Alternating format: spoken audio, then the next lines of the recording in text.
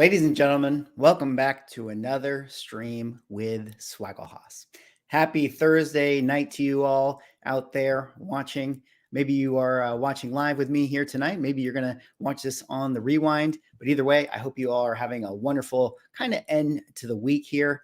Decided to do a live stream for a multitude of reasons. I mean, we got a lot of big comic book stories that I wanted to talk about, a lot of interesting things happening over the course of the last week or so, heading into the weekend. And then also, I got my Kickstarter final countdown, just 13 hours to go. Can you believe it? 13 hours to go. Started this Kickstarter 30 days ago now, and finally we are getting ready to wrap it up. So I thought I'd do a little, I guess, celebratory stream, maybe a little bit of a last minute pitch to anyone out there watching that may want to hop on the bandwagon. Definitely proud of the work. And of course, I will be talking about it here on the stream tonight. And I will also be talking about, some of the other interesting comic book stories as well. I suppose, if you're somebody out there who maybe is catching up with the stream, maybe tomorrow morning, because it is pretty late. I guess if you're somebody on the East Coast, usually I like to stream around 6 p.m. Pacific, because that's West Coast time for me. And then that way I can, get some of the East Coasters on board for this. But, I decided to start this one just a little bit later to make it, closer to the deadline, which ends, I think, at 9 a.m. tomorrow or noon Eastern time. But, with that said, let me kind of check in with the chat here just to see who has been stopping by. GT Key Comic.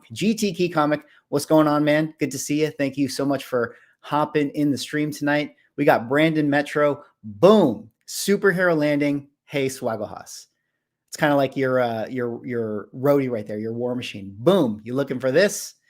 We got Alex Matthews Mendoza here in the chat. Alex, what's going on, man? Wow, I am early. Yes, sir. You are early in the chat, the pre-chat, before the stream even began. We got Pearson right here. Good evening, everyone from Western Canada.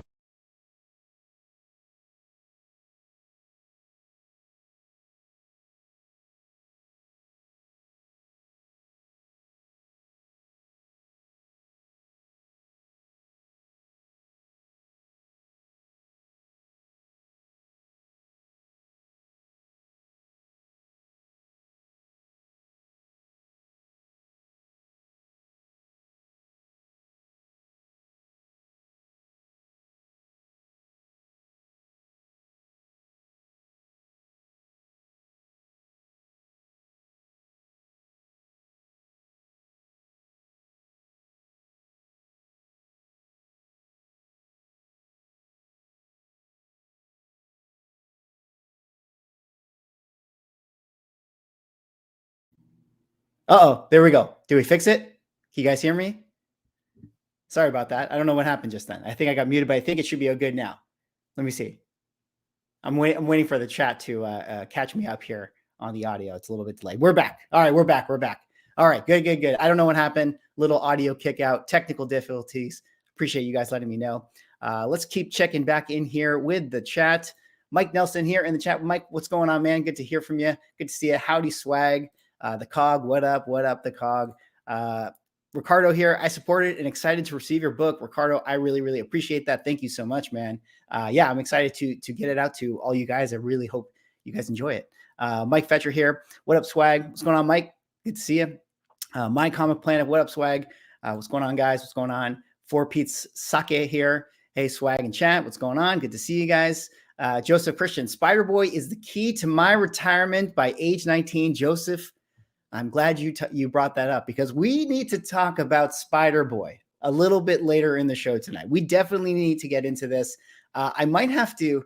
I wanted to make a video about it, but I didn't know if I had enough, really to talk about the book. But then, I feel like over the course of the last, day or two, it feels like there is an interesting kind of, hype around the book that is kind of interesting to talk about. And I feel like, tonight we'll definitely address it, and we'll kind of go from there. Oh yeah, here, a Green Goblin here. Yeah, definitely curious what Swaggle thinks about Spider-Boy. Yeah, we'll talk about Spider-Boy tonight. I'm curious to hear what you guys feel about Spider-Boy as well. I mean, there's definitely a lot to talk about. It definitely feels like he is the kind of the Tosin of this year, right? Like he feels like he's the Tosin all of a sudden. Just everyone going nuts for Spider-Boy, which is wild. It's totally wild. Let me see right here. Just checking in here with the chat. Yeah, good to see everybody. Thank you all for stopping by. Como, what's going on, Drew? Good to see you. Thank you all for hanging out. Well, I thought I would start the chat a little, or start the stream a little bit, just talking about, the final hours of my Kickstarter comic book. Now, I'm sorry, guys, if I have to belabor. You guys have probably heard me talk about it by now. I pretty much talked about it in every single video I've put out over the last 30 days. But here we are, already hit our goal. 292 backers. Let's give this just a little bit of a refresh, just in case. Okay, 292 backers, 12 hours to go. Ends tomorrow, April 7th, 9 a.m. Pacific time. If you guys wake up early, you're feeling that FOMO, that Spider-Boy FOMO, and you want to back at the last second, you got until 9:02 to do so. Or I guess if you're on the East Coast, you got until noon 02. Noon 02? 12:02 to do so. But again, super, super happy. I mean, it's very, very cool. I'm really appreciative that we were able to hit the goal, within the first 24 hours, which was great because, again, it would have been really sad if we didn't hit the goal. And then I actually couldn't, deliver on this comic book. But now there's no turning back. There's no turning back anymore. I got to actually deliver the comic book. Let's see. Hopefully, maybe by the end of the stream, we can get this number to 293, or who knows? Maybe we can hit the elusive 300 person plateau. We'll see. I'm very, very excited either way. And I really, really appreciate anyone who has taken the time to support. All right, let's kind of get into a couple of the topics here that I wanted to address. Again, we will talk about Spider-Boy. I think that's probably the most interesting one to talk about. But I do think that there's some other interesting stories we can discuss just before we get into that, because I do think, some of these stories are ones where it's like, I wanted to talk about them, but I didn't feel like it was like video worthy. So, I think it's cool to just do a, stream and discuss it. But let's talk about this right here. I don't know if you guys have seen Super Mario Brothers yet. I definitely am going to see it this weekend. 100%. I will find myself in a theater. Maybe it'll be Sunday, middle of the day Sunday. But I will definitely check out this movie. And I just thought this was super cool. Super Mario Brothers tracking for 141 million on the 5-day right now. 141 million, just to put it in that perspective, that is US box office only. 141, that's not counting worldwide. This is going to have like I don't know, this is going to have like a $300 million worldwide weekend. At least a $300 million. Like, that's pretty crazy. 141 is how much Ant-Man made in its weekend globally, totally. So pretty wild to see that. And I think that that's kind of what leads us into, some of the things I've been addressing, which is, of course, the video game comic books. I feel like we got to talk about this because, again, we're about to have this huge weekend. This is going to kick off. They're already been talking about it in all of the interviews. Like if you watch like Chris Pratt talk about Nintendo or this movie, you watch like some of the other actors talking about this. Like Chris Pratt very much has insinuated that it's going to be a cinematic universe. I mean, he basically compared this movie to potentially being like the Iron Man. I mean, he was being somewhat facetious, but he was also being somewhat serious about it. So it's pretty cool to see that. And I think we got to look at blip number 1. Now, this is the first appearance of Mario in comic books. I'm sure you guys know this book. The problem with this book has always been, I mean, that cover, man. That cover it's not the best. I'll say that much. It's not the best. On the swag scale, we dock points for having covers that don't represent the significance of the book. And in this particular instance, I would say that guy does not look like your favorite Italian plumber. You know what I mean? And I don't know about you guys, photo covers, never been something I've been a fan of, but you got to say, this is a pretty tough book to get a 9.8. And it's held up decently well. Obviously, like all books, it's had its pullback, it's had its correction, but you're looking at the census here. Only 376 universal copies, 26 on the census. Fair market value currently around the $1,500 range. Definitely not the peak, but being that it was a $2,200 book, during the height of the market in August of 2021, had its pullback down to $1,500, still above its 2020 price. I think that this book still has a pretty decent future. On top of that, this book right here is another one we got to talk about, Super Mario Brothers #1, the Valiant book, the Valiant comic book. Now, this one is the first Mario solo series comic. And I think that this is the book where it's like, if you want to get your hands on a Mario book, this is probably going to be the money book. And the prices reflect that, even though there are more universal copies, being that there's 600 universal copies, which again, 600, really not that much. And when you think about 9.8, 32 on the census, that's really not that a lot either, you know? And this is a book that the prices reflect that the market definitely desires this one over the Blip book, simply due to the fact that, you know, cover is king, guys. Cover is king. You know, this is a good example. This is a good example of like when anytime anyone has like a discussion about first appearances versus or like, you know, what's more important, the first appearance or like the book that people just desire. For instance, if X-Men Annual 14 is, you know, the first technical appearance of Gambit, but X-Men 266 is the book that people want just because they like it, you know, it doesn't really matter that X-Men Annual 14 is the first appearance. This is a similar situation here where it's like Blip #1. Yeah, technically the first appearance of Mario here, but the market says they want this Super Mario Brothers #1 book. You know, this is the one that they want. Higher census, higher FMV. This is definitely the book that they want. And I understand that because this has the most member berries, you know, when you look at that cover, you know, taking us back to Super Mario Brothers #3. And it's interesting too, because, you know, I've been looking at this one on eBay just to see if there's been any movement. And I saw someone in the chat talking about this, and I really wanted to address their comment. This book right here, not really one that has had much movement, I would say, kind of in the wake of the Mario Brothers ramp up to the movie. I mean, there's definitely been sales. I mean, you can see like this week, there's definitely been sales for this book, but clearly not enough to put it on any hot list, so to speak, right? Granted, not a very cheap book. I mean, it's still going to set you back, you know, a couple $100, right? I mean, if I sort by lowest price, buy it now. I mean, like, how much does it cost me to get this book?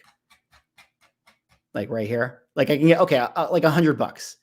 So, you know, kind of a hard FOMO book, but still, you know, I'm pretty surprised that it hasn't blown up so much in the coming of this movie.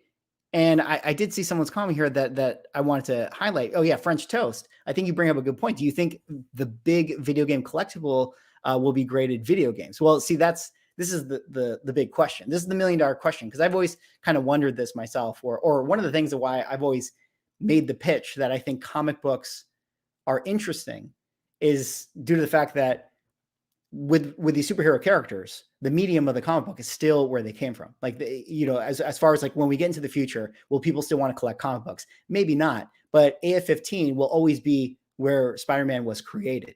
Now, the video game comic books, that is not really the same. Like, you know, if Mario becomes this pop cultural figure, you know, in the future, that is like the most important character in all of pop culture because of like whatever the success of the movies, is it really going to be the comic book that is the go-to collectible, or is it going to be, you know, the Nintendo cartridge, you know, from Mario Brothers #1? It's probably going to be the Nintendo cartridges, but I still highlight the comic books because I feel like in general, the comic books are, you know, there's still going to be a subset of comic book collectors specifically that only like the medium of comic book, right? That's going to be the one that they want. That's going to be the one that they chase. It's not really going to float, you know, a comic collector's boat to own a Super Nintendo cartridge. I mean, there are going to be people that have the crossover, but, you know, the money will always be in the cartridge, and the comic book collector will still always want a comic book that is reflective of pop culture. And if we go into this, you know, video game boom, I still think that they're going to prefer to chase some of these books like Mario #1 or Blip #1. All right. Shout out to Ron DeCaro, aka Impact Guy, with the super chat here, $27.99 Canadian. Ron DeCaro, really, really appreciate the super chat. Nothing to say, just you know, throwing a tip in the tip jar. That's Canadian, $27.99. So I don't know, what's the conversion on that? Is that negative $5 US? Is that what that is? The going rate of Canadian? No, I'm just kidding. Ron, thank you so much, man. Really, really appreciate the super chat. Really, really appreciate that. All right, let's check back in here with the chat. Rocksteady Collectibles, let's go. Let me see here. But do I see Mario Brothers or John Wick first? You know, it depends. It depends on what kind of mood you're in. You know, I feel like, or if you're, you know, are you going to take the missus to the movie. You know, is she a John Wick fan? Is she a Mario fan? I don't know. Also, it depends on the crowd. You know, I said that I was going to go to the movie on Sunday, like midday. Do I really want to go Sunday midday? I feel like that's going to be like a lot of kids laughing at, you know, Donkey Kong slipping on banana peels. Most of those blip covers are weak. So true. They're so weak. Rick here. I don't know. It is a unique cover. I like it. For the blip, hey, that's great. If you like the blip cover, that's great. Are you Rick? Are you one of the guys? What is the ASM book? It's like in the 200s. There's an Amazing Spider-Man book that has the picture of the actor who is like the photo. It's like the photocopy of Spider-Man. I don't know. For me personally, every time I flip past that book, I just think like, man, I wish this cover was drawn and not a real picture. Take it off the screen. Take it off the screen. Yeah. Not the best book. Not the best book for sure. Automatic Comics in the chat. Hey, hit that like button. Hey, appreciate that. You know, it's funny. It's funny you bring that up because I always forget to say hit that like button. But I appreciate that someone is keeping an eye out to hit the like button. Derek here. Even the kid on the blip cover hates the blip cover. Yeah, totally. You know, he was not happy about being on that cover. Look at his face. This guy's not happy about this cover right here. Now, the other one, speaking of Automatic Comics, who told you guys to hit that like button, shout out to him. He made this post the other day. And this is one that I think is interesting to talk about too. You know, in the wake of this Mario Brothers movie about to outshine every movie this year, we also got this heritage auction set to finish in 2 weeks. Nintendo Power #1. Were you guys Nintendo Power collectors? Nintendo Power #1. You guys remember this? This was the video game magazine. They would show you all the cheat codes. You know, it would have all the level maps. It was basically, you know, the game facts before you had online resources to figure out how to beat video games, before you had YouTubers and streamers to watch to figure out how to beat a level. Man, video games were way harder back in the day. But this one, Nintendo Power #1, going on sale 2 weeks from now, currently sitting at $21,000. That's pretty monstrous. I think the GPA right here, there's only one 9.8. So this is the only 9.8 on the census. There's 4 9.4s, which I don't think have gone to market. There's 262 total graded, which is kind of surprising, but kind of not surprising. I kind of feel like this Nintendo Power magazine is sort of in the same boat as like the Wizard magazine. Like it was, you know, some weeks back, you know, the Wizard magazine was kind of having that rush. There were some really big Wizard magazine sales. And, you know, it was just sort of kind of taking form, taking shape. People were figuring out what they were. This Nintendo Power one, also kind of similar situation. I mean, we don't really know like how many Nintendo Powers there are out there in the market. You know, who really knows? Like, I mean, I can't imagine that there's a boxes of 9.8s. I mean, the Nintendo Powers were definitely the type of, you know, thing where people read them, kids, you know, ran through them. They weren't really designed to be a collectible. They were actually used for like codes and stuff. So hard to know if there's going to be a lot of other 9.8s out there.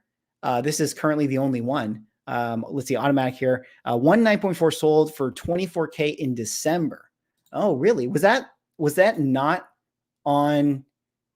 Was that like on Comic Connect or something like, or Comic Link? Because I was in here in GPA, and it doesn't have a 9.4 tracked right here. It had the 9.2s here, and the last sale for a 9.0, or last big sale, or the personal best, I suppose you could say, is August 2022. This was an $8,500 book. But I suppose if the 9.4 went for 24K, that's a big number. Clearly, you know, we're talking a 9.8 here. This is like 2 grade points above. So, I mean, what do we think this is going to finish at? I mean, it's top of census. So I suppose this has the potential to be whatever one person wants it to be. You know, not only is it probably going to be finishing at 40K, it's probably, you know, if there's 2 people who have to have this in their collection, then who knows what it's going to finish at. And what a time to put this book up for sale. Like I already started the stream with, you know, $141 million. just US alone for the Super Mario Brothers movie. So kind of cool to see that. Really cool to see what this will go for. Let's see here. But that was top of census when it sold. The 9.8 is new. Yeah. So it is the new top of census. I see. It was on Heritage. Okay. It was on Heritage. So I don't know. Yeah. It wasn't in the GPA, but it is really interesting to see what this will go for. Obviously, just, again, more member berries, Mario cover could be one of one. I mean, I'm sure that there's potentially going to be other 9.8s out there, but who really knows? Shout out to Pressable Defects. We live over here. Yes, we are. Hey, Pressable Defects, I called you guys out in the top 5 comics thing. So hopefully, we'll see. Maybe on one of your streams, or you guys will make a video. If anything, it's always fun to do it. Always fun to have people talk about their comic books. Chico's Comics here. Will it break 6 figures? Pretty possible at this rate. Yeah, I mean, who knows? I mean, like Ryan was saying here in the chat, it's currently it's the only 9.8 on the census. So all it takes is 2 people who are desperate to have it. So it's going to be, it's definitely going to be very, very competitive, especially coming off of the heels of the Mario movie, which again, I think is going to just, I know people who are buying at this level probably don't get affected too much, like as far as like, the FOMO pop culture effect, but it's got to affect a little bit. I mean, we're all human, right? We all have the potential to be swayed by whatever is going on in movies here. Rock said here, magazines lagged a little bit during the boom, and I still feel are catching up. Covers sell more than story. Most days, Nintendo Power. Yeah, Star Wars Insider, Sports Illustrator still growing. Yeah, that's true. The magazine stuff was super backed up, and I think even I was having conversations with Automatic and Como Comic Books about this. I think CGC had actually fixed their process to get the magazines to be faster as far as the turnaround time. So they're trying to quicken that up. But going back to this Nintendo Power one, it might be a little while. Even if there are 9.8s, it might be a little while until we see them again. So I don't know. Pretty interesting to see it. Again, the video game comic book stuff, the video game movie hype franchise, I think is very interesting to see. I realize that, in the comic book world, there's, the video game comic books have been, already popular, like people already been talking about them, right? People already been speculating on them. The Gears of War stuff was popular. Obviously, The Last of Us was popular for a time. But I think that Mario's going to hit $1 billion, and Hollywood likes to imitate. Whatever is successful is going to be, the next craze. And I don't think that it is an accident that I don't think that it is an accident that, during kind of the hoopla and excitement of Mario Brothers, we got that announcement from Legendary that Street Fighter is going to be adapted into possibly a live action thing. So that's also one of the books that is hot this week. Of course, the Street Fighter #1 Malibu comic, which I talked about in my video game YouTube video, or the comic book YouTube video, which again, nobody really cared about. But speaking of hot comic books in the market, no, I'm not talking about Spider-Boy yet. I will talk about Spider-Boy in a second. I wanted to talk about this. This was a really interesting kind of story, one that is obviously very near and dear to me because it is talking about Darkhawk. But shout out to Josh's Comics. If you guys don't know, Josh's Comic Books on Instagram. He, I know Josh. Shout out to Brian McClay. I know they've had a little bit of a beef. I like both guys. I consider myself comic book friends with both of these guys. They've had a little bit of a beef because, Josh's Comic Books, he kind of takes a stance of no FOMO. He's somebody that is, a little bit, I would say, on a crusade to conquer the FOMO bug, the FOMO demon that affects the entire comic book market. He's trying to do God's work. I'm personally of the opinion that I think that, you can't get around FOMO. You can't get around it, right? Like it's absolutely impossible. But with that being said, he kind of came up with a ploy, if you will, where he wanted to see if he could create Darkhawk #1 week, where basically trying to create a rallying campaign where everybody in the social media space go buy a Darkhawk #1. And the idea of this was that if you can get enough people to buy Darkhawk #1, then you could actually get Darkhawk #1 to show up on the key collector trending list. You could get it to show up on Cover Price. You could get it to show up on Go Collect. You can actually manufacture, you can market manipulation Darkhawk #1 to being the most FOMO book of the week. So he went on an absolute meme rampage over here, just doing Darkhawk joke after Darkhawk joke. A lot of this stuff was really funny. I mean, the look when she finds out you have multiple copies of Darkhawk #1. I mean, trust me, I know. Listen, I know how the ladies look at me with all my copies of Darkhawk #1, and that is facts. That is facts. When she sees how many Darkhawk 1s you have. This is like a documentary about my life, guys. This is 100% true.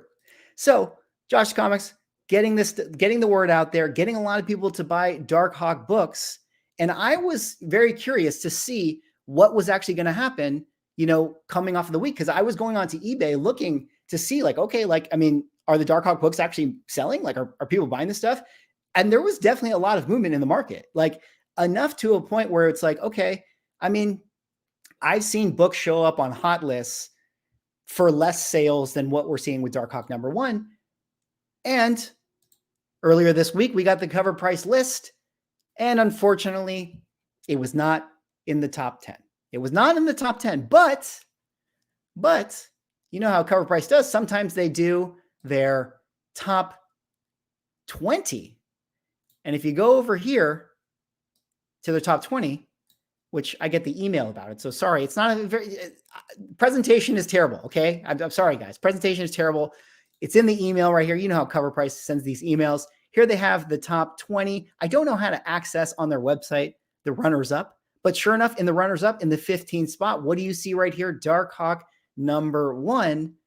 And then if you go down here to the write up, this is what he said. So this is an interesting addition this week. Its place on the list is due to one comic book Instagram influencer wanting to prove to their followers how easy it is to manipulate the market by directly making a book trend in the aftermarket.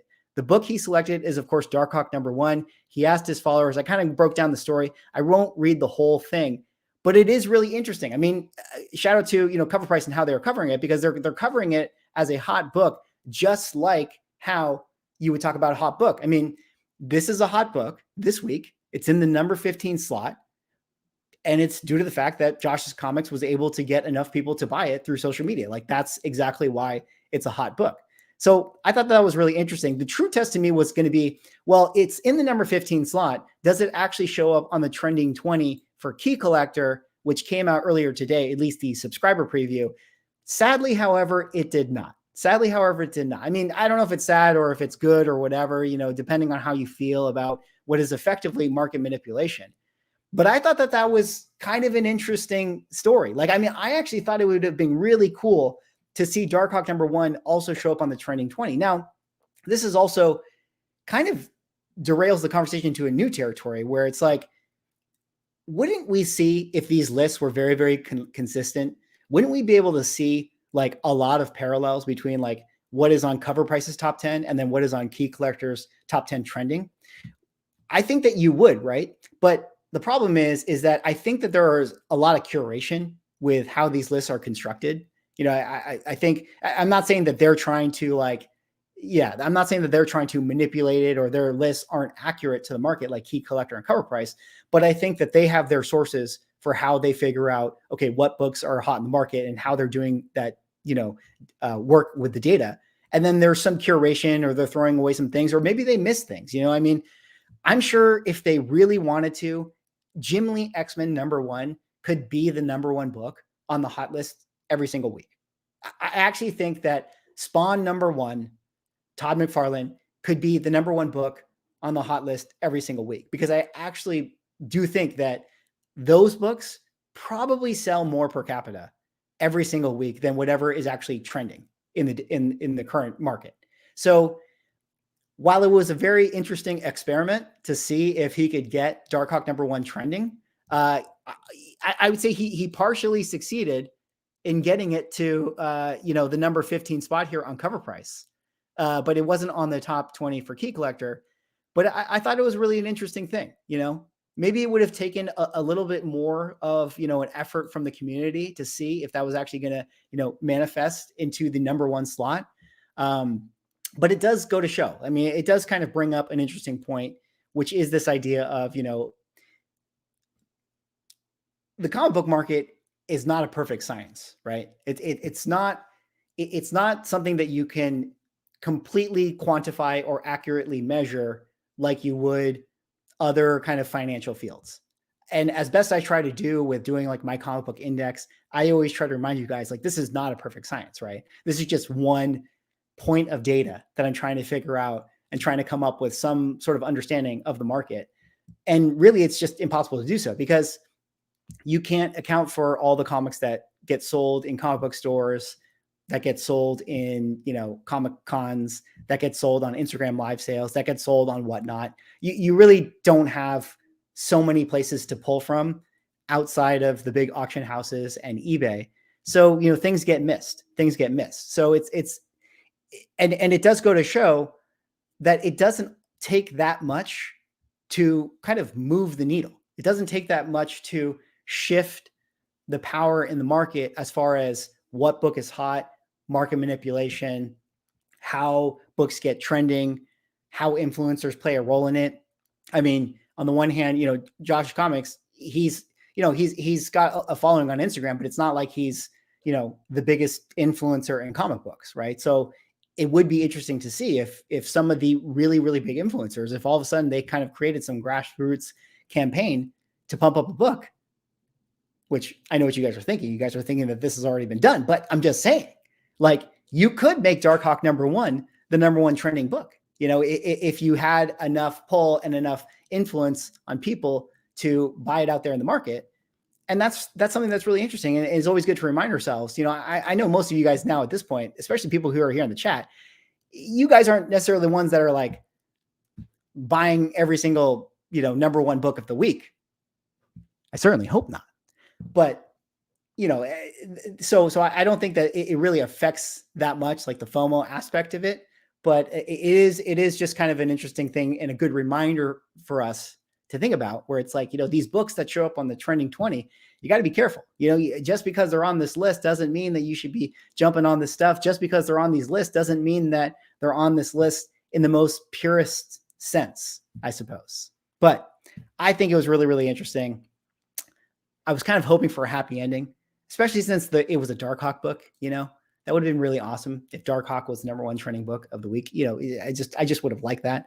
But number 15, not bad. All right, let me just check back in the chat right here before we talk about another FOMO book that we have to talk about, which is the number one FOMO book. All right, they all use different methods to collect data. Yeah, it's not necessarily volume of sales, but also takes into account increase week over week. Right.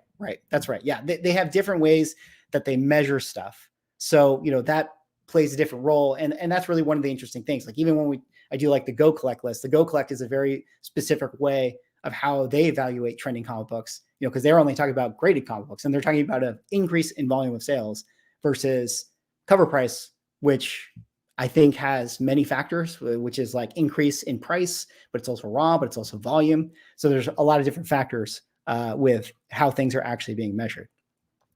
All right, let's go on now to the book that everybody wanted to talk about.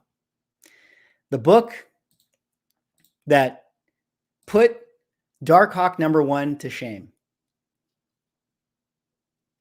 Of course, we're talking about the next best thing, the next future flagship character of Marvel comic books. We're talking about Spider-Boy. Yes, that is right. Ladies and gentlemen, if you guys don't know who Spider-Boy is, come on, man, get on the train. Get on the train, man. Spider-Boy. Spider-Boy. The number one character, the most important character in all Marvel comic books. Okay, let's talk about this story. I won't continue on with my, meminess. So Spider-Man number 7, This is the current Spider-Man run, not to be confused with Amazing Spider-Man. It's a different Spider-Man run that is written by Dan Slott.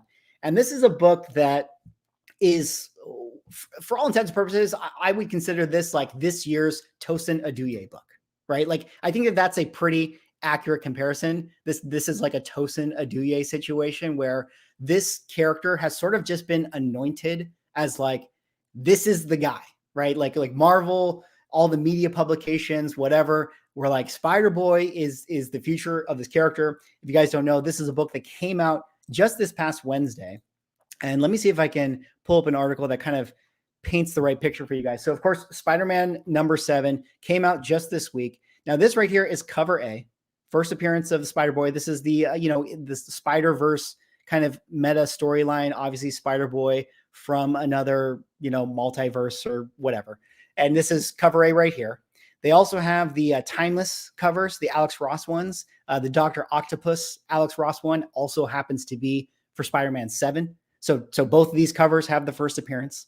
And then there's a sketch version of the Alex Ross thing. And then there's this like Transformers kind of variant that also has it, the Carlos Gomez variant. And then there's this one right here, which is the one that I showed you guys, which was called the Top Secret variant. And this is the one that, of course, has Spider-Boy on the cover. And this is the one that right now in the market, people are absolutely losing it for this book right here. And this one is curious because at least the Tosin Aduye book, if we remember, it was like the 1 in 25. This one, I don't know. I don't know. Maybe someone knows in the chat, but it is very unclear to me what ratio variant this is. Now, it's called the Top Secret variant or the Top Secret spoiler variant. I think that people were saying, but it's not clear that it's like, this is a 1 in 25 or this is a 1 in 50. I'm not certain that this is a ratio book at all. So we have absolutely no idea what the ratio is, if there is even a ratio. And I feel like there isn't, because when I go on to sold listings on eBay, I mean, guys, what are we doing here? This is like cover A amounts of sales, right? So it doesn't really feel like this particular book is like a 1 in 25 or a 1 in 50. I could be wrong with that. I mean, maybe you guys know, but this is definitely the hot book of the week, of the month, of the year so far. Hitting price points, I'd say, around the $30 range, around the $40 range, 35. I mean, it depends on what you get, like even live auctions ending at 42 right here. So I would say minimum $25 book, upwards of 50 right now. And who knows where this is going to finish. It's definitely massively, popular right now. And everyone is hopping on this thing. Now, one of the other interesting parts of the story is that, again, this book just came out on Wednesday, right? Before the book even came out, like the day before it came out, there was already publications that they're going to do a second print for this. That's how hot this book is. Now, again, it's really hard to kind of measure what that really means as far as like Marvel is doing second prints of a book when they know that a lot of retail orders have happened for it, right? They don't actually know that it's flying off the shelves, but I think based on the sales on eBay, we can kind of understand that this is a pretty popular secondary market book. So we can tell. But as you guys can see, second print, they're coming out with this one right here. This is the cover of the second print. I'm not a fan of this personally. Look, I'm no expert when it comes to new comic books and FOC stuff. Like you guys know, like you don't come to my YouTube channel to talk about, the FOC cutoff, right? But what I've been able to kind of determine in terms of all the books that I've sort of seen and all this sort of time, it's like usually a second print, you're already kind of late to the game, right? If it hits second print, this is the point where everyone realizes, oh, like this is a super, super hot book. Like I'm going to hop on the second print. And the second print usually has an even higher print count than the first print time around. At least this was the case with the Tosin book. Now, the other side of that is that Tosin, at least in his second print, they put him on the cover for the first time. Because if you guys remember, Black Panther #3, both the A cover and the 1 in 25 cover and the Jusco variant and the other variants that existed for it didn't have Tosin on it. And it was the second print that put Tosin on the cover. So that at least was giving this sort of added benefit for the second print. Whereas in this situation, I mean, you already have this cover, which is the top secret spoiler variant or whatever it was. And then now you're putting him on the cover here. Sure, he's next to Spider-Man if, you know, that's kind of your jam. But it doesn't really feel like this is providing any added value. Now, the controversial part, slightly controversial part, is that they're also doing a second printing 1 in 25 variant. And guess what that is? It's just the top secret cover, but the virgin version of it, you know? So, I mean, I don't know. What do you guys think about that? I always feel like it's like you come out with these variant covers and you just put them in black and white, or, you make them the virgin version. I don't know. It's always kind of disappointing, in my opinion. You know what I mean? It's always like one of those things where it's like, wouldn't it be cool if you just got a completely different artist and provided a completely different thing, like a different aesthetic? I feel like that's the best way to do variants. So that way someone could be like, hey, I don't like this style, but I like this style. And then you can hop on that. But again, this is the craziness of this book right now. Now, let's go a little Pepe Sylvia town here. Let's go a little Pepe Sylvia town. Let's talk about why people are memeing on this a little bit. Again, much like Tosin Aduye, this feels like it was like a marketing campaign as far as like, we're going to make this the next hot character, right? Like all the publications were already talking about this. Dan Slott, who wrote the comic book, I'm sure you guys know Dan Slott. I think Dan Slott is credited as having more written issues of Spider-Man than any writer. And this was a character that even he was kind of going on the campaign trail saying like, oh, Spider-Boy, this is the biggest, most important character, that there is in all of the history of Spider-Man comic books. This is the character. So he was hyping him up. And there's already been a lot of like, they've already kind of inferred like, oh, like when we get to Spider-Man #8, the next issue that comes out, I think in like May or whatever, it's going to be his origin story. A little bit of, just so you guys know, again, this is in the Spider-Verse franchise. Spider-Boy apparently has the, the Sentry kind of backstory, right? Where he's always existed, but everyone forgot that he existed. So like in some of the dialogue, which, they show in some of the preview pages right here, he's like, huh? What are you talking about? I'm here right in front of you. It's me, Spider-Boy. And then he's like swinging around and he's like, really? After everything we've done? And they're all like, who is this kid? So it's kind of in this like wibbly wobbly multiverse thing, kind of like the Sentry. And so they're going to, again, I don't really care. But obviously they're going to kind of retcon like, oh yeah, Spider-Boy he's been involved in all these stories. Like remember when Spider-Man was fighting Venom? Spider-Boy was his sidekick. Oh, and I forgot to mention, Spider-Boy, as far as I understand it, is kind of like a Robin to Batman situation here. Like it's not just that he's Miles Morales. It's like, oh no, he's Spider-Man's sidekick. Like Spider-Boy is the Bucky Barnes to Captain America. Spider-Boy has been Peter Parker's sidekick, in his multiverse, in his canon. So I'm sure they're going to go on this like thing where they're clearly the storylines will be like, oh, let's take popular Spider-Man comic books from the past, get the member berries going, get the nostalgia bait, redraw the scenes and put Spider-Boy in there like he's always been in there, but everyone forgot about him. So they're going to kind of retcon and insert that stuff. So everyone is going nuts over Spider-Boy. And like I already showed you guys, I mean, this is a lot of sales. So, sometimes I'll do the videos where I talk about like the FOMOs and like we make jokes or we play like the Benny Hill music, and we see how many eBay pages it is, right? eBay pages. Like, I feel like that's a good way to do it. It'd be like, dude, guys, we're 6 pages deep on eBay here. We're 6 pages deep. Like that's when, you know what I mean? how many sales there's been. I mean, there's more than that. Can I go to 9? Oh my, no way. Can I go to 10? I'm going big, guys. I'm going to 13. Are we 13 pages deep? Okay, no, we're not 13 pages deep. We got to back it up. Back it up. Let's go 11. 11. No. Okay. All right. Oh, no. All right. Here we go. All right. We 10 pages deep. 10 pages deep on eBay when you start to see the pre-sales on March 31st right here. Look at this guy. This guy got a good deal. $7.99. Should have been this guy, guys. Should have been this guy. But again, that goes to show when you're 10 pages deep on eBay, I mean, that's a lot of sales. That is a lot of sales on the secondary market.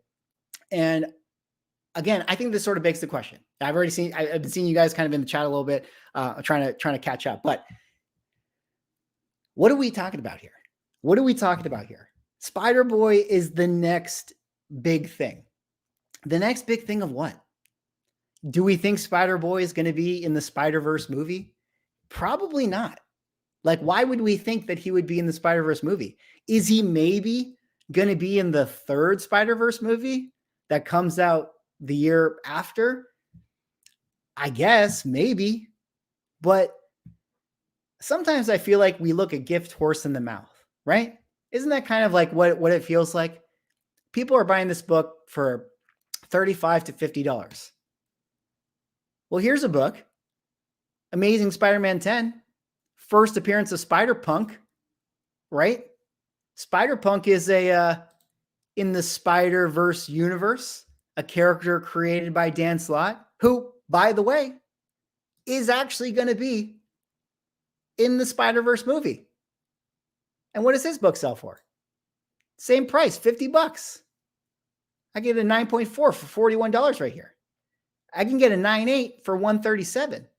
I saw pre-sale 9.8s of the Spider-Boy book selling for $129. I mean, you got Spider-Punk right here. You know what I mean? You got all these Spider-Verse characters. Do we really think Spider-Boy is going to be like the guy? Who is Spider-Boy? What do we know about him? I mean, he wears sneakers like Miles Morales. I mean, if he wears sneakers, he's going to be cool.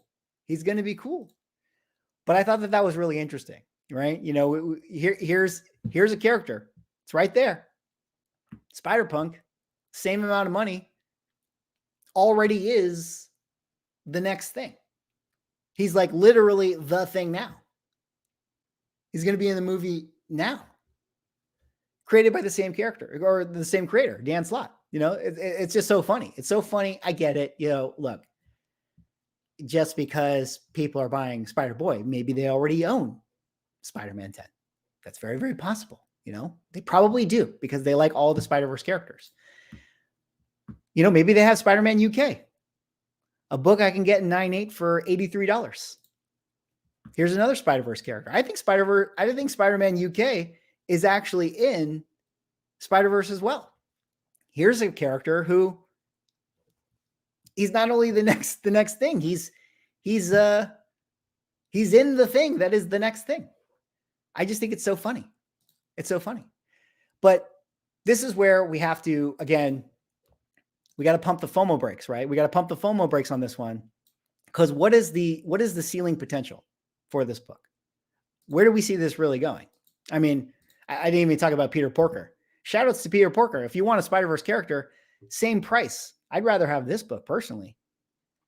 Talk about a book that has fallen off, guys. This book has way fallen off. I mean, Peter Porker is the time to buy. Peter Porker is the time to buy. Oh, wait. Shout out to Dan here. Stop talking shit. He is new. He's a kid. Enough said. Spider-Boy to the moon. You right. Maybe Spider-Boy. I'm just jealous that Darkhawk doesn't have sneakers. Black Panther number 3, Tosin Aduye. Where does this book sell for today? Right? First appearance of Tosin, 9.8, 1,422 9.8 on the census. Wow. That is a book that got slabbed a lot. 30-day moving, 127. So we're at the point, right? Tosin Aduye, we're at the point where this book is selling for what the pre-sales for Spider-Boy are selling for. Now, I mean, I guess really, let's think about this.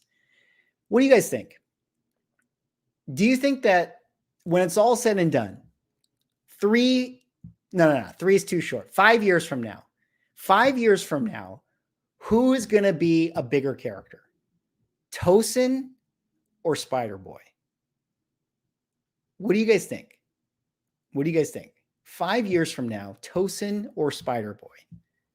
Who is the bigger character? Would you rather buy Black Panther number 398 for $120 on an eBay auction? Or would you rather buy the 98 right now of Spider-Boy pre-sale for, what do we say pre-sales for? In fact, actually, let's find that out as you guys CGC pre-sale. Pre-sale, $130. So same price. All right, survey says, all right, let's see. Justin with the Tosin, Greg with the Tosin, Zabit with the Spider-Boy, D'Artagnan with the Tosin, Cameron with the Spider-Boy. What a Spider-Boy homer. What a Spider-Boy. YOLO Bro with the Tosin, Austin with the Spider-Boy. Okay, Spider-Boy. Okay, it started pretty hot for Tosin. I'm seeing a lot of Spider-Boys coming in late. Okay, guys. Okay. Look, listen. I'm one of you guys, man. I'm Team Spider-Boy all the way. I've been a day one Spider-Boy fan. I am all about the young boy. Wait, that sounded wrong. I am all about Spider-Boy. Shout out to Dan De La Torre. I'm showing up late. We are talking about Spider-Boy right here. Spider-Boy. Again, I'm not memeing on this. Actually, like, the reality is there's no real controversy here. There's nothing wrong. In some ways, it's actually really cool, right? It's actually a really, really good thing to have current comic books be hot, be popular, be exciting, right? I think that that's a good thing, and hopefully, well, I don't think people are buying this book for the story, right? I mean, they're buying it for the first appearance, which technically is like kind of the story. I think most people are buying it because they are thinking that this character might play a significant role at some point in the future, right? I mean, what do you guys think? Do you think people are buying this because they're excited about the character, or are people buying this for speculation reasons? Or maybe, I guess it's a little bit of both. But either way, we've talked about this before on the channel. Other YouTubers have talked about this. It's good when comic books themselves create excitement, right? Like it as much as I've memed on Tosin Aduye, it's actually really cool. It's actually a really good thing that a new character generates excitement and FOMO. Like, I think that that's a really good thing. Now, I think it's also one of those things where I kind of feel like Marvel is long overdue on this, by the way. I think that they're finally catching up to the collectors, to what we do, to the speculation aspect. Like, you would think that Marvel comic creators and Marvel comic editors and the people that work in publishing would think more about how the secondary market works, but they really don't. They really don't think too much about the comic collecting aspect. But I think they're really starting to catch on more about this. I think that they're really starting to think, hey, like, new characters involved in the story, speculation. I saw on the Marvel official press release where they were like, and be sure to, get Spider-Man number 8, which features Spider-Boy's second appearance. Like, the fact, I mean, maybe you guys know this, maybe I'm reading too much into it, but using even the terminology second appearance, I never really saw that before. So I thought it was interesting that they were talking about it as far as it being like acknowledging it as a second appearance. So I think that it is good. And I think that it's cool that they're, doing this sort of thing. And I think it's really good for comic books. Now, how many Spider-Boy characters or how many Spider-Verse characters do we need? Like, the purist in me is like, I really wish that they would just do like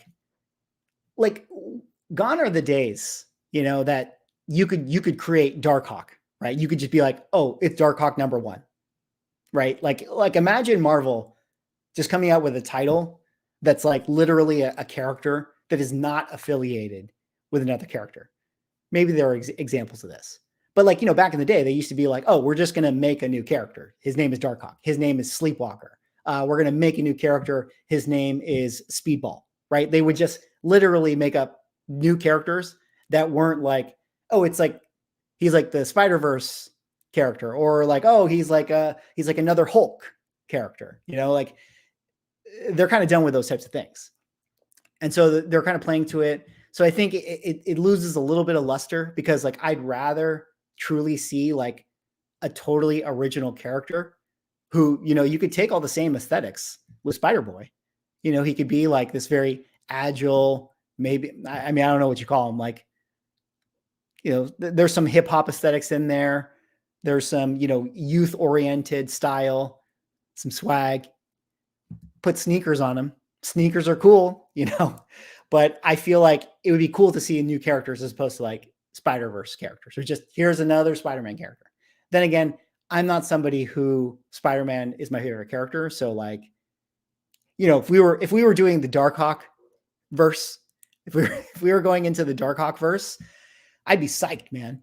I'd be psyched about, Darkhawk boy coming to comic books. I'd be all about it. I'd be hopping all over it. So again, it is one of those things that I think is both cool, and it is both, you kind of know what they're doing, right? They kind of know this is going to be a hit character. We can get a lot of sales off of this. We can generate a lot of hype, especially if we promote it in a way that it's like pre-launch, Dan Slott, I'm so excited about this character. This is the next big thing, da da da da da. So it is really interesting to see that. All right, let me check in with some of the comments here. Let me check in.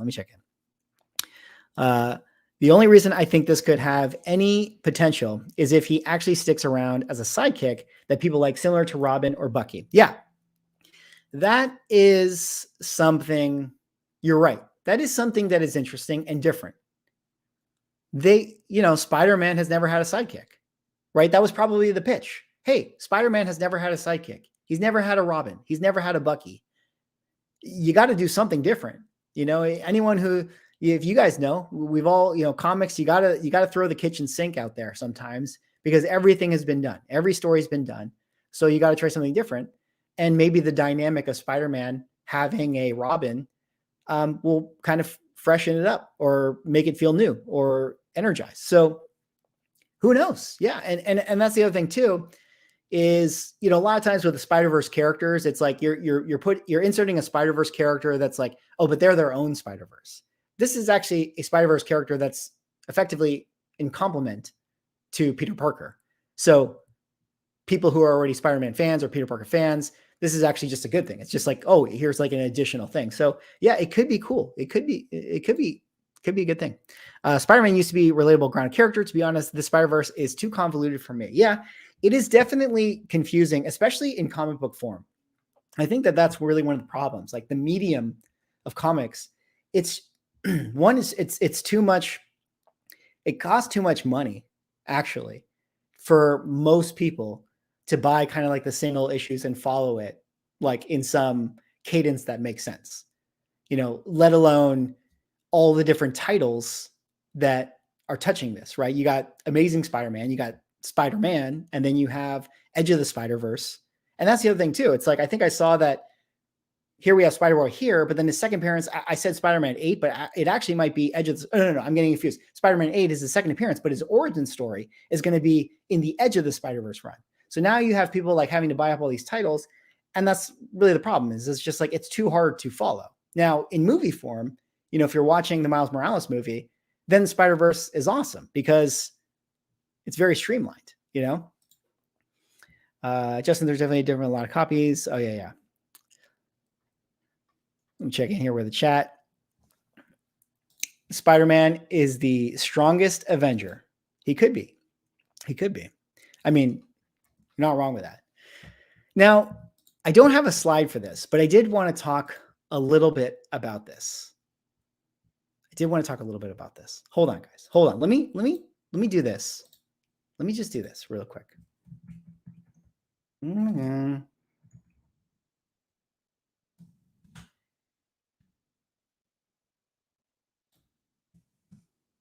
Now, did you guys happen to see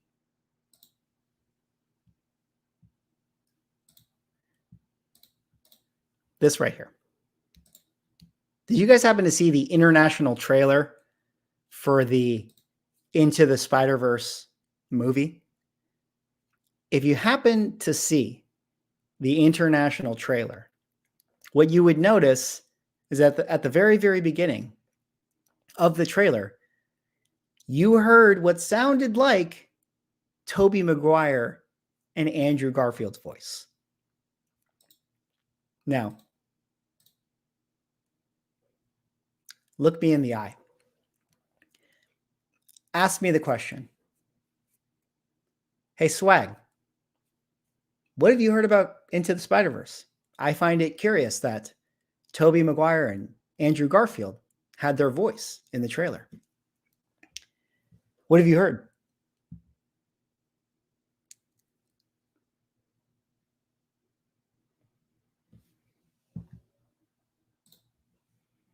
I've heard nothing. I've heard nothing. Get your AF-15s ready. Get your AF-15s ready, guys, boys and girls. Get listing. Yeah, they mentioned Earth 1999 in the trailer, which is also in the MCU. Exactly. They mentioned Doctor Strange in it. So, you know, it's pretty interesting. But again, Spider-Verse or Spider-Boy, hottest book of the week. This is definitely going to be the talk. This is definitely going to be the talk of the town. And it's going to be a number one on the hot list for quite some time. The difference of how people feel about this book. On the one hand, I kind of feel like people were, everybody's memeing on it, but everyone's memeing on it, but at the same time, it's kind of coming from a place of like an eye roll Tosin Aduye meme. This was a really funny one. Speaking of Darkhawk week, earlier in the show, guys, I was talking about Josh's Comics trying to make Darkhawk #1. I think the problem is that you had Spider-Boy, Street Fighter 1, and then the Blue Beetle thing just absolutely taking Darkhawk #1 to bath. It just, the FOMO was strong. There was the hot books this week. The hot books this week were definitely very interesting.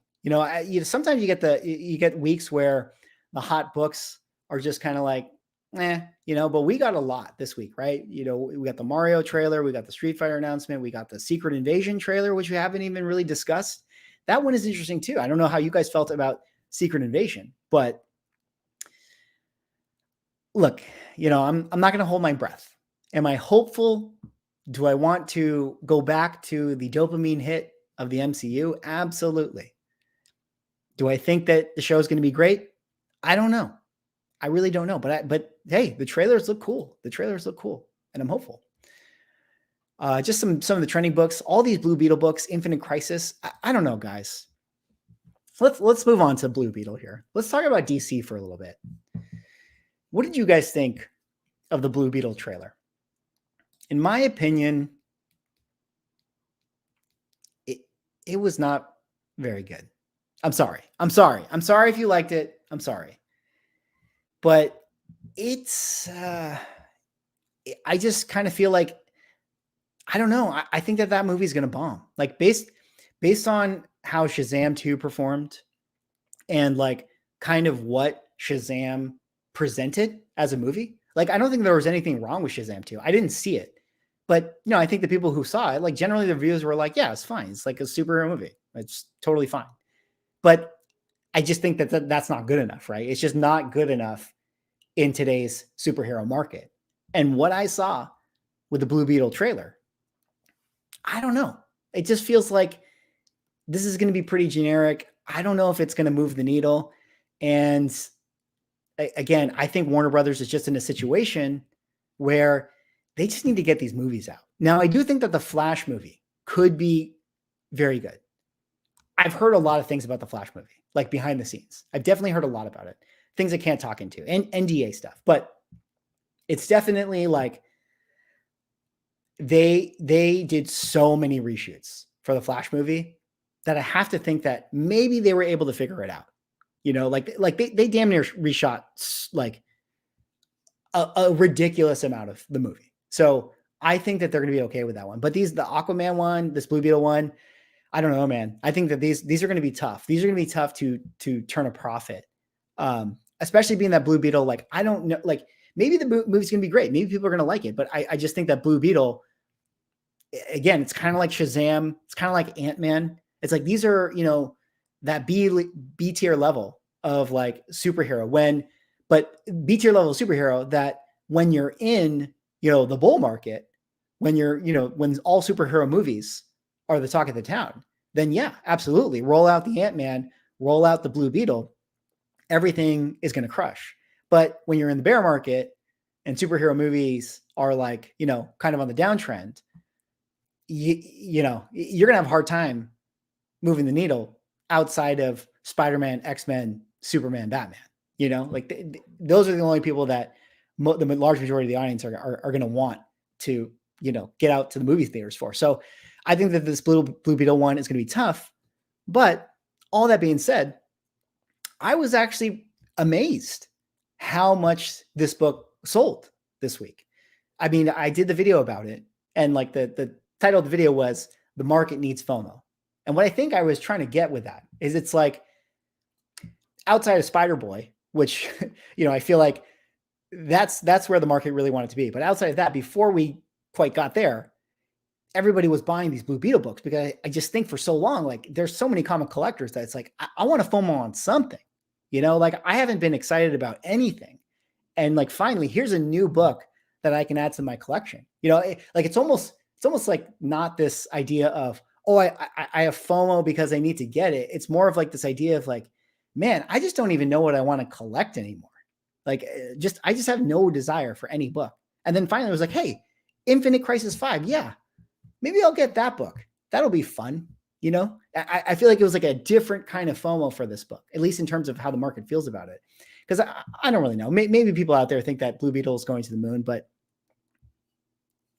my feeling is going to be tough. But it was cool to see that. It was cool to see that. And I think that we're entering really, really interesting times once again with the comic book market, where you guys remember before COVID, before lockdown, before 2020, yeah, 2021, before that stuff, remember when it used to be that like the trailer was the time where everyone bought the books and everyone flipped the books and everyone sold the books? Like the trailer was the, you know, impetus for the hype of like the various books that were out there in the market.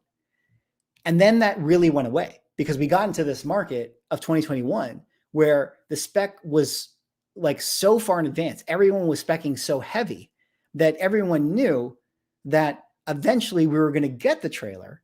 So everyone just specced on whatever movie was just on the slate. And then once the trailers would come out, everyone tried to do the same thing and flip. And then we got the diminishing returns, right? To the point where by the time we got to the Eternals movie, take how you guys felt about that movie all aside, just in terms of like how people were trying to flip in the comic book market, in the secondary market, like that ship had sailed. You know, this idea that you could flip during the trailer, just completely, that didn't work anymore because everyone had already baked in the spec value and the spec price into all these books. Well, now the boom is over, right? We're in 2023, we're in the bear market. We've had the churn. And a lot of these books are now just sitting on eBay. And we're, you know, the pendulum is swinging back once again, right? Where nobody's buying anything. Nobody's buying any of these like spec books, let's say, right? Like your Blue Beetle thing.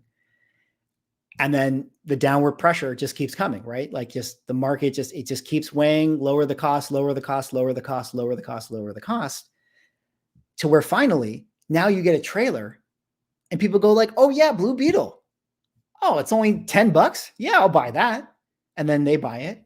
And then two other people buy it. and then 3 other people buy it, and then it goes up to 15, and then it goes up to 20, and then it goes back up to 30, and then it goes back to the 50 because everyone didn't care about it. So I feel like the pendulum has swung back to now the trailers once again are moving the needle, and again, MCU has a lot of problems, but let's just assume that the MCU can kind of put it back together. I think we're going to get to a point where we get to next year and then the Thunderbolts trailer drops. And then all of those books, first Red Guardian, first Ghost, first US Agent, Incredible Hulk 449, first Thunderbolts team. Like, you're going to have that FOMO again because people are going to see this trailer and be like, oh yeah, dude, Yelena Belova.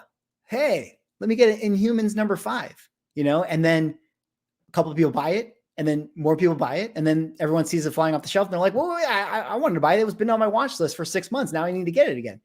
So it's funny. I feel like we're really getting back to that point where the trailers are going to have the impact that they did on the market once again.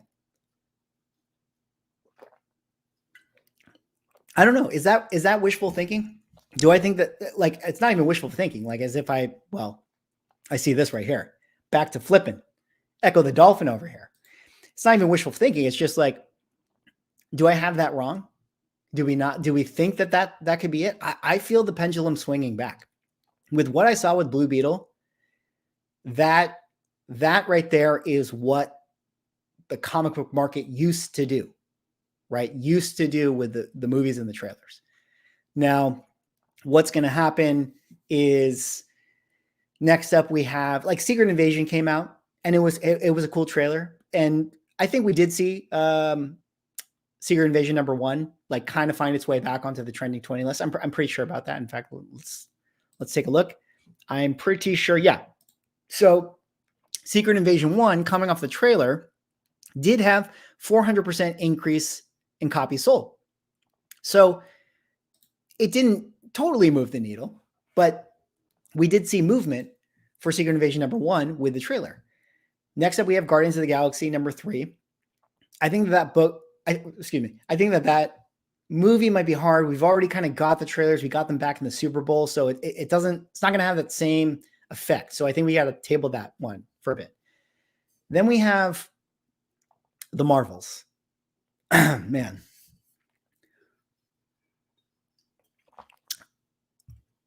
That's a tough one, guys. That's going to be a tough movie. They might fix it. They're doing reshoots, I heard. But if you are sitting on tons of Marvel Superheroes 13s and Ms. Marvel's number 1s, and you can get your price today, I might take that price. I might take that price right now. I'm just saying. But let's table that. Let's table that one. And let's talk about the slate next year, right? We got Captain America 4. We got Thunderbolts. We got, I don't know if the Agatha show is still going to come out. Apparently, maybe we're going to get this Halloween special with Mephisto, right? Silver Surfer number 3 has been extremely hot. Mephisto has been extremely hot recently. Not record prices, though, right? We're only talking about volume. But kind of where it's positioned now, I do wonder, if we roll around to like September time and all of a sudden you see like a Halloween special trailer with Sacha Baron Cohen, Mephisto, and like, what if Johnny Blaze Ghost Rider's in it or something like that, or Robbie Ray's Ghost Rider, right? Like, that's going to be lit for sure, because that'll be prime. People won't be thinking about that stuff, and people are definitely gonna jump on that. What is this? Mephisto? Come on, John. Come on, man. Mephisto's great. I think Mephisto is going to be a great character. He's definitely coming. I mean, where there's smoke, there's fire, guys. You've heard the rumors at this point. They're definitely bringing Mephisto into the MCU. 10,000%. He's definitely coming. And Silver Surfer 3 has definitely been a really, really hot book as far as like in terms of volume. I mean, we've been seeing it on the list. It doesn't quite always show up on the trending list, like the Key Collector one and things like that. But we have been seeing movement with it. I do think it was on one of the Go Collect lists. So we know that there has been sales for that particular book. But again, my feeling, guys, is we're getting back to trailer world. We're getting back to trailer world. And I think that that's going to have a big effect once again on the comic book market, because so many of these books are just not liquid right now, right? Like it's not that there's nobody that would buy them. It's just that nobody is motivated to buy. So it starts with that. It starts with just motivation. It's not like Cap 310 is selling for $100.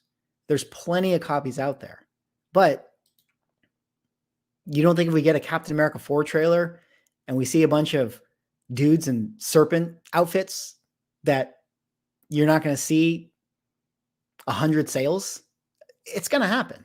Now, that doesn't mean that the book's going to set all-time records, but the trailer effect is going to create buzz once again in the market. I want to take a look at the cover price. I can't believe Avengers 52, First Grim Reaper, has been up here so long. I personally really like this book, but I don't know. Meet the Scrolls, another one, guys. This was confirmed that, what's her name? Khaleesi, actress name, can't remember right now. Emilia Clarke, her character is apparently that, but she's also a Skrull character. So it's like, is it really going to be her? She's probably going to shapeshift into like Spider-Woman or something like that. Sin City, what's going on, man? Good to see you. Swag, how do you feel about the Golden Age market when there isn't any trailers or movies that affect them? Well, I think the Golden Age market, what it has going for it is just the fact that the census is so low, right? So if you're a comic that only has 100 copies on the census, then all you need is 101 buyers who want the book. And I think that there's always going to be that. And just nobody can undercut your price on eBay. So if you happen to have some pre-code horror book and you're just on eBay and you're the only one there, well, you're the only option. And then when a heritage auction rolls around for, whatever Golden Age book, and it's like, oh, this is the one time it goes on sale this year, then all it takes again is two people who really want the book to beat the record price or have it bid up to be the record price. So they're not so contingent on like the pop cultural aspect of it. Now, that's not to say that pop culture doesn't have an effect on them. I mean, they certainly do. Like you can see the Wonder Woman book, All-Star Comics, 40 something, first appearance of Wonder Woman, that had a lot of heightened prices in correlation to the first Wonder Woman movie. And then even being a Golden Age book that is very, very rare, did have pullbacks, has had corrections, has been kind of reset in a lot of the prices. So there is still a factor, like I even mentioned with, even if you're somebody who's spending $150,000 on a book, I mean, we're all human. We're all still susceptible to the cultural aspects of what's going on in the market. But generally speaking, it's one of the nice things about Golden Age is that the supply is low. You can't get undercut. You get to dictate the price.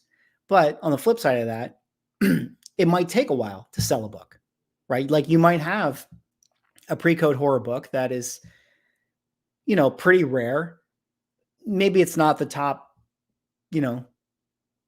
40 covers. Maybe it's just kind of a cool, rare skeleton pre-code horror book, and it might sit on eBay for 5-6 months, but you'll eventually get your price. It's just like, do you have like the timetable to sit on it? And most people that have the Golden Age books have that timetable because again, they're not feeling the downward pressure of like being undercut by 10 other buyers. Now, on the flip side of that, things like Copper Age books like ASM 300, the reason why dealers and stores still want books like ASM 300 is like literally like that. Same day sale, guaranteed. If you have an ASM 300 priced right on eBay, you'll sell it the same day of listing, or, you know, at most in a week. So that's the flip side of it. That's the pop cultural side, you know. I wonder what the future will be for things like pre-code horror in, say, 20 years. Will there be a market? Yeah, it's interesting, Justin. I think that there will be. Again, like, to the point that I was kind of getting at, is the census is so low that all it takes is, you know, 101 people to want a book that only has 100 copies out there, right? To have the floor be stable. So I still think in 20 years, you know, there's going to be still, you know, 100 people collecting comic books, right? Like, there's still, like, even if like you lose half of the comic book audience by that point, again, all it takes is 100 people who want, say, Action Comics #1. I guess you're talking about pre-code horror, some of the pre-code horror key books, and especially amongst just the dealer crowd themselves, right? Just the comic book dealers themselves. They're the ones that are always going to want it, because they're, you know, they deal in so many books, right? They've held so many amazing Spider-Man copies in their hands that they're just tired of it. So they have to, like a, you know, a snooty food critic, have to travel the world to taste the most exotic ingredients. And that's what these kind of really, you know, obscure PCH books are to them. It's like, oh man, I haven't had this in my inventory for whatever, 8 years. So they're kind of excited to have this stuff. So I think that even just the dealers themselves in 20 years will still probably want these books. But I still think, like, what's also kind of interesting about it is, like, there really has been no pop cultural thing that has made people more aware to pre-code horror. Like, imagine if we actually got that.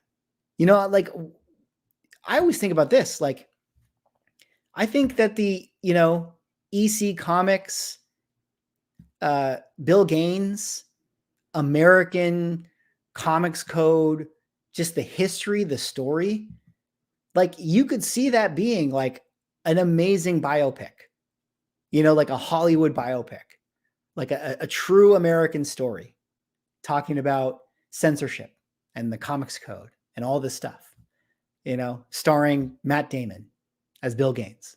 You know what I mean? Like, you could see that. And it's like, there's never been anything like that. And it's a great American story. And imagine what something like that would do, right? Like, you just have, like, you got the Michael Jordan, the Air movie that's just coming out. And it's like, you know, just a movie like that. It's like written by, you know, I don't know. Why does his name escape me? Some good writer. What is his name? My God, my favorite writer, Aaron Sorkin, written by Aaron Sorkin. Oh my God, I'd watch that movie in a heartbeat. There it is. That's the name. But, like, I feel like those things are really interesting. Even just a documentary, like, just imagine like a high production value Netflix documentary about it.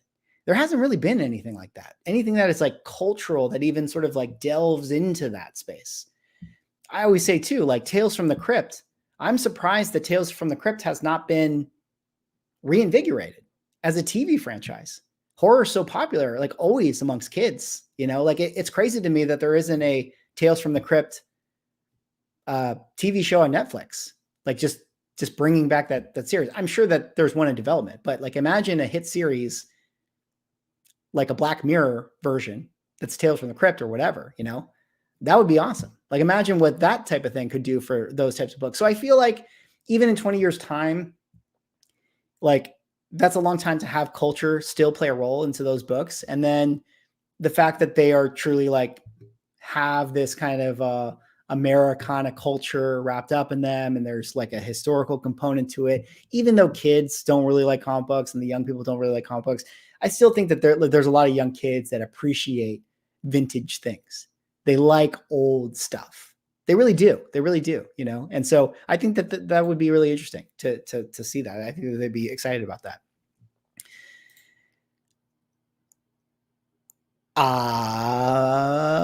You never know. You never know. I may have thought about it, may have done some outlines. You know, I wrote a biopic about Vince McMahon, WWE.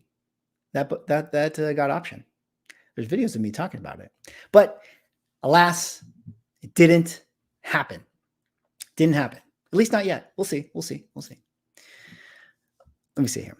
The problem is that the Tales from the Crypt that we know is owned by HBO, but the story rights are different. It's a legal mess. I did not know that it was a legal mess like that.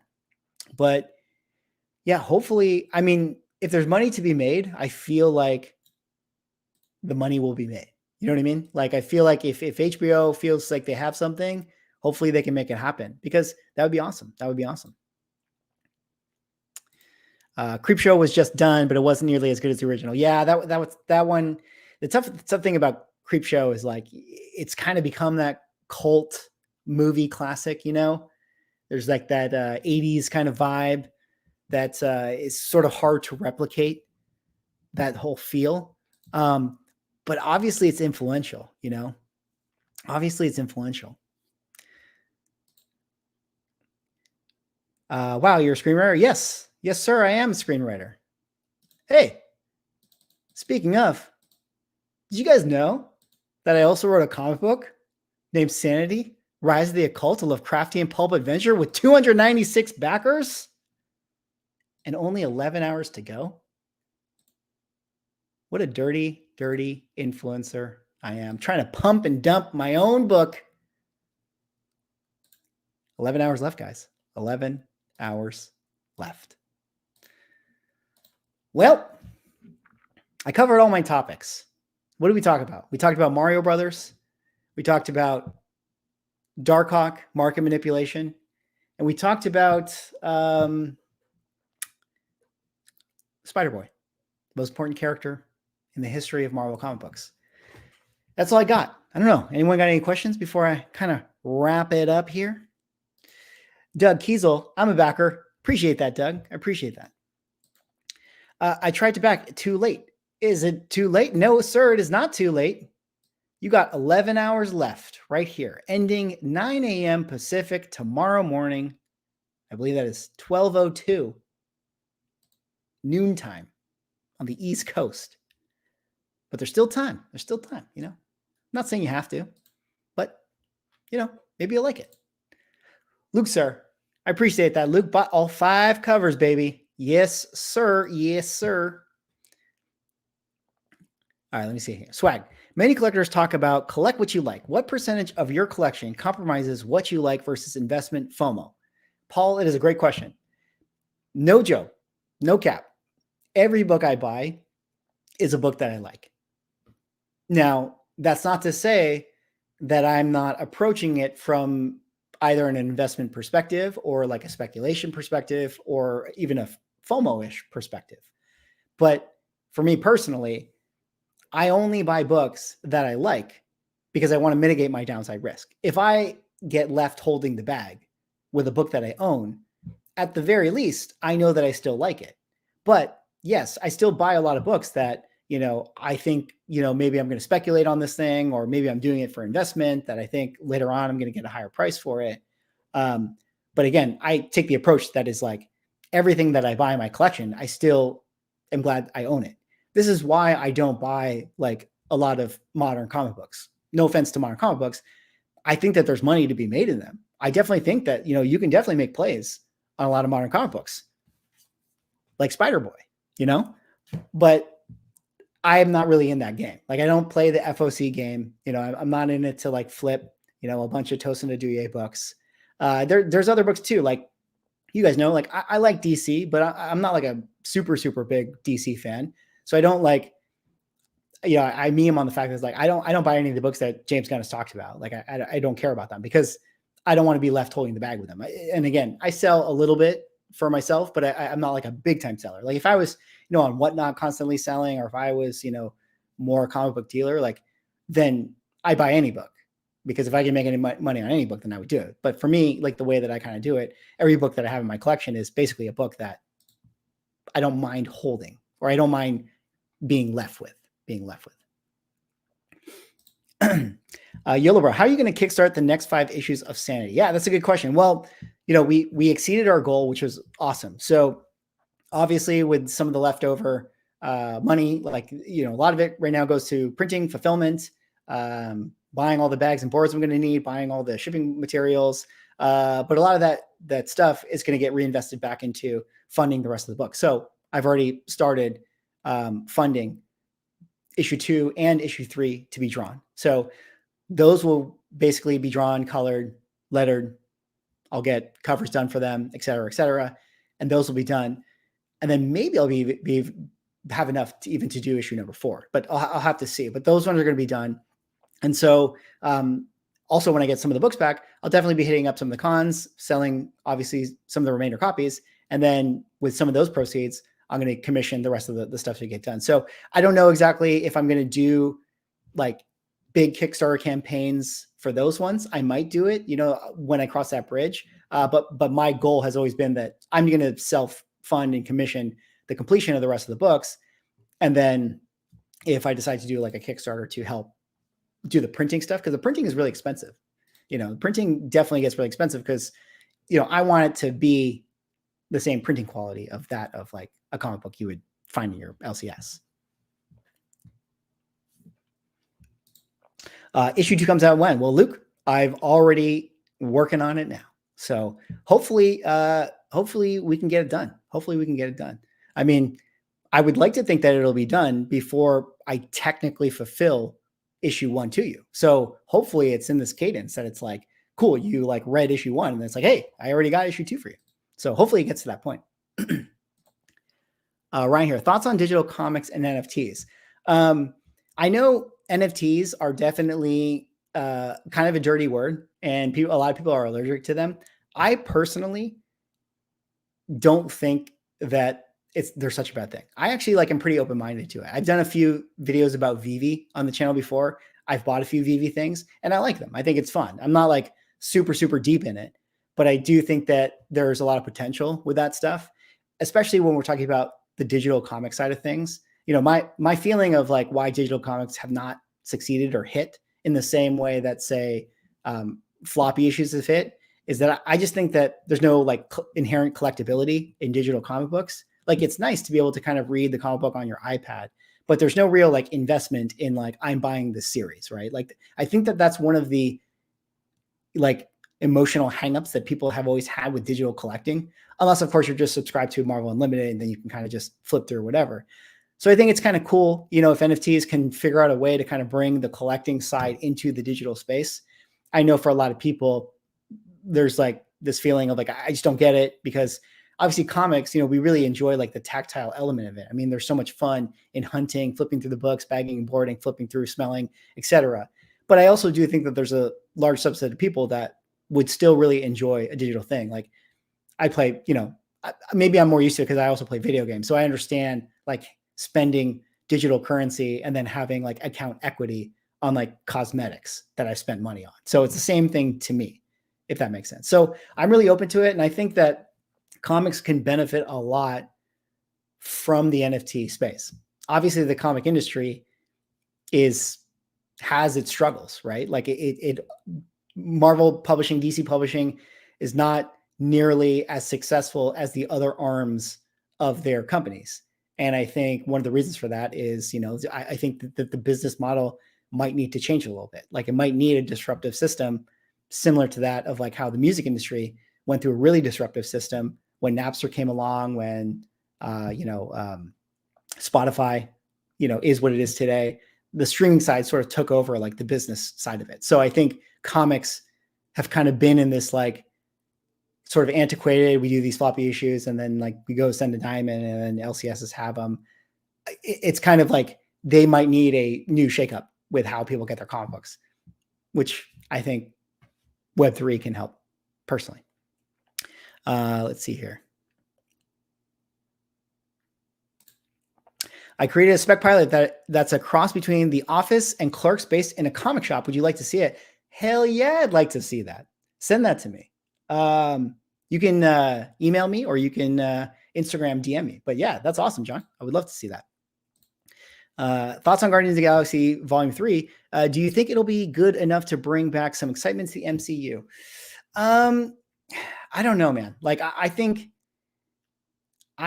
people are pretty jaded right? I think people are pretty jaded. I think, well, on the one hand, I think everyone has really short-term memory, right? Like if that movie's a hit, if it crushes, people be walking out of that theater being like, "Oh yeah, superhero movies," you know.